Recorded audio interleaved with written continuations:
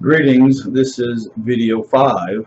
It's the second one on the probable cause affidavit and how the sheriff employed an information operation in the probable cause affidavit to influence the decision of the district attorney whether or not to press charges against me.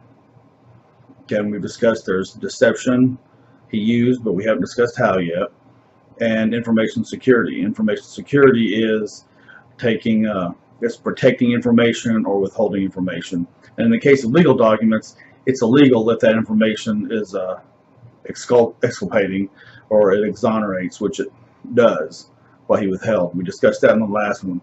It was pictures, color pictures of the wounds and the nurse wounds determination that this drug dealer shot from the front, and the drug dealer says he shot from the back.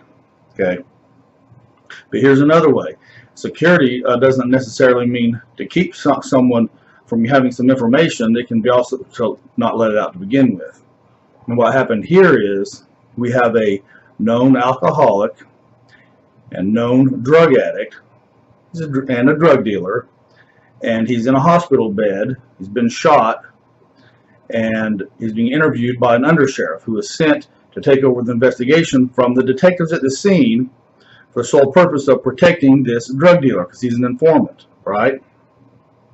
Undersheriffs don't investigate unless there's a shortage of detectives or something, which there wasn't that night. You know, they don't do that. But they didn't know who I was. They thought I was another doper like this guy shot, some poor person that would be able to fight back or never get this information. Okay, I'm former law enforcement. Now I'm certified Oklahoma private investigator. Of course, those are things that would have been nice for the DA to know, that they were withheld, that he wasn't told. But listen to this. We're talking about he's got a known drunken drug dealer he's interviewing, right? All he'd have to do to get a toxicology report or drug report on the guy is to wave his hand and tell the nurse. That's all he had to do. Okay? The investigator changed both the wording and the meaning of Philpott's answer in the probable cause affidavit, page 3, line 5. And if you look there, it says that Philpott admitted to drinking a half pint of whiskey earlier in the day, which he did not. He admitted to drinking it earlier in the night, and I'll tell you why that's important. Okay. And also, if you go and listen to the interview with this convicted meth felon, that's in my video section, go to 4 minutes and 45 seconds, and you'll hear him say, you know, he was drinking it earlier that night.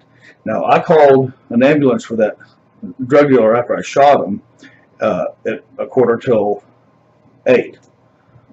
And so, you know, that gives an hour and 45 minutes if he started drinking it at 1800 or 6 o'clock, which is the very beginning of the evening. But we don't know, you know, when he drank it. Of course, we don't know how much he drank either. Any cop will tell you if someone says, oh, I drank half a pint of whiskey, he probably drank a pint and a half of whiskey. Okay. All this we don't know, though, because, you know, he was being covered up for. All right. And now, even if he didn't tell the undersheriff that, he told the medical personnel, and I'll include this, their medical report, that he smoked pot and he drank between 6 and 12 beers a day. So he's a drug addict and he's an alcoholic, not even including that he always told the undersheriff he just drank half a pint of liquor that evening. All right. No toxicology report.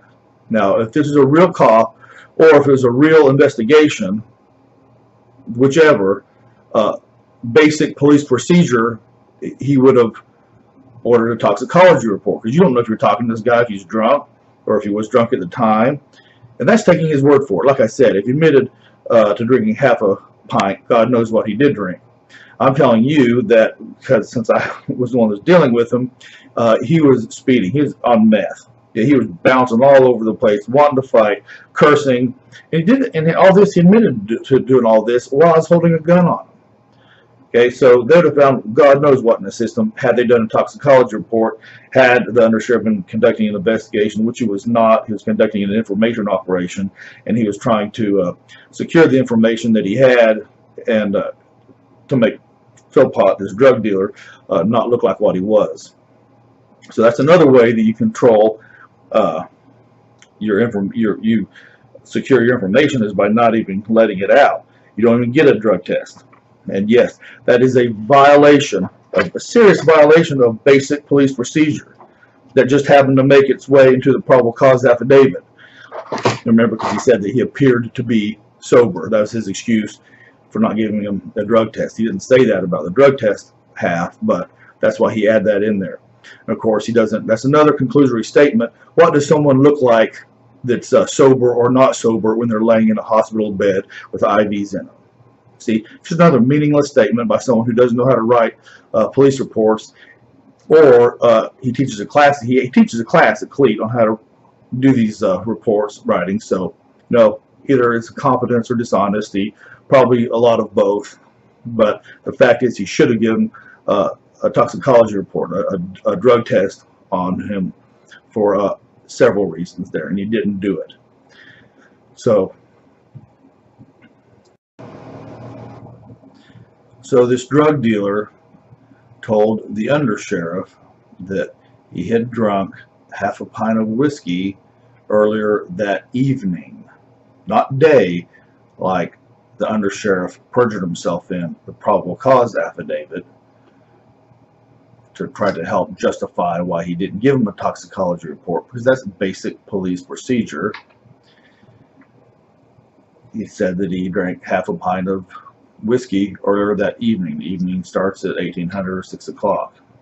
All this is relevant. That's 6.8 ounces of hard alcohol, which is processed out of your body on average for a man about an ounce an hour. So depending on where he drank it or when he drank it, whether it was on the way to the interview, he was really drunk during the interview, or when he was, fighting with me, he was really intoxicated.